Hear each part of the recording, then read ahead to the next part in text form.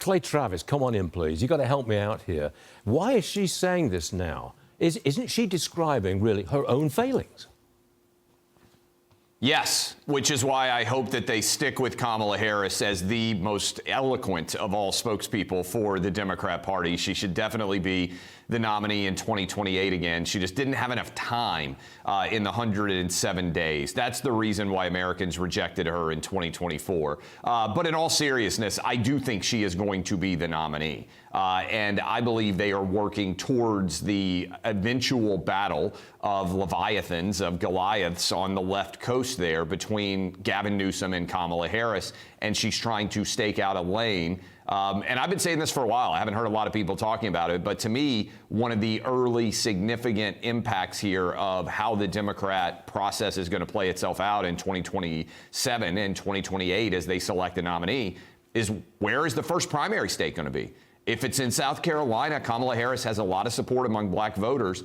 Remember, it was Joe Biden basically getting the nod from James Clyburn that made him the nominee in 2020 when he was able to go on and win that election. I think if South Carolina is the first primary state, Kamala Harris is set up and should be considered the favorite right now. My goodness me. The next one for you, Clay. President Trump's going to reclassify marijuana as a Schedule III drug. That puts it alongside medicines like Tylenol, codeine, anabolic steroids.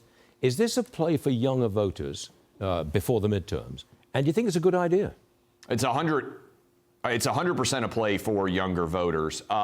This is one that I think I've evolved my opinion on. I actually used to be more in favor of less strict regulation when it comes to marijuana.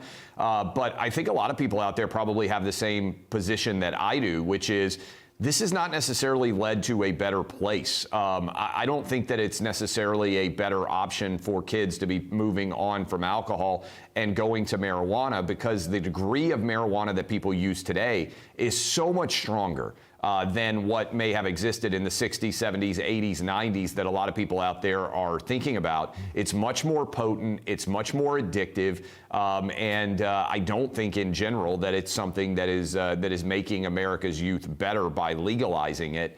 And so I think he may believe this is a way to kind of appeal to younger voters, and I don't necessarily have a huge problem with it. I don't know that it's going to motivate that many younger voters to come out on his side, but I do think it's one that we need to pay more attention to. Marijuana today is not the low impact drug that maybe we got used to. It's those vapes that get to me. You know, you can use it anyway. Can't smell that's it, right. Stick it in your pocket.